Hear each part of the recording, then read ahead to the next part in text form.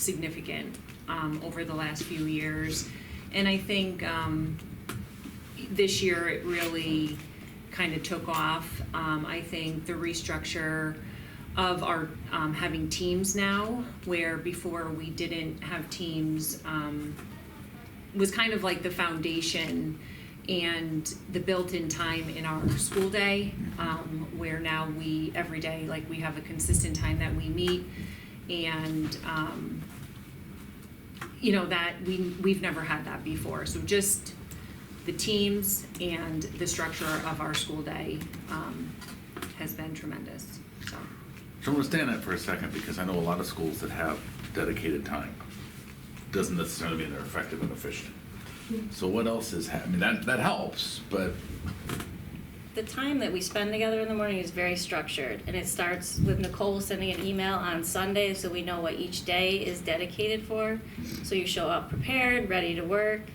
There's a lot of things that you get emails for, do this, do that, and we do everything together. So every time I get an email, I'm like, well, I know we're going to get that covered together as a team during PLC. And it's relieved a lot of stress, quite honestly.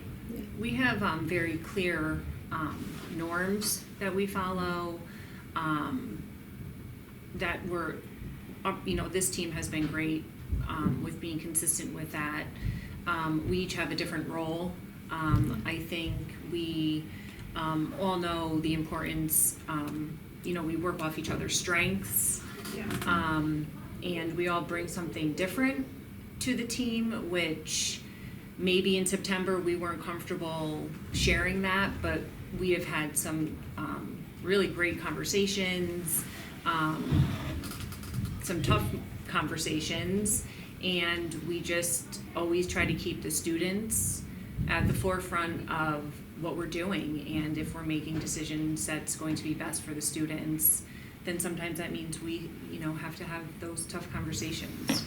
so what advice or thoughts would you give? Because you teach science, you teach math, you teach English. You don't teach the same stuff. How could you possibly come together and collaborate, even if it's the same kids?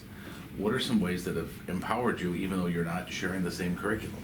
I think definitely having that set aside time, and then our roles that we established in the beginning, being able to come with that sense of ownership, and this is what I bring. You know, we all have a role in that, and it creates that sense of belonging, and you know, everybody's invested in that way is really important. I know I feel that way. Yeah, definitely.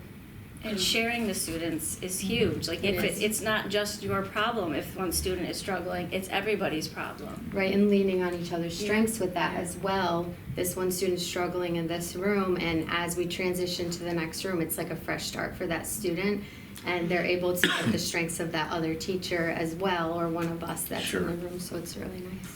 And always going back to just our students, you know, that is something that we kind of did emphasize a lot in the beginning of the year, where before it was like, oh,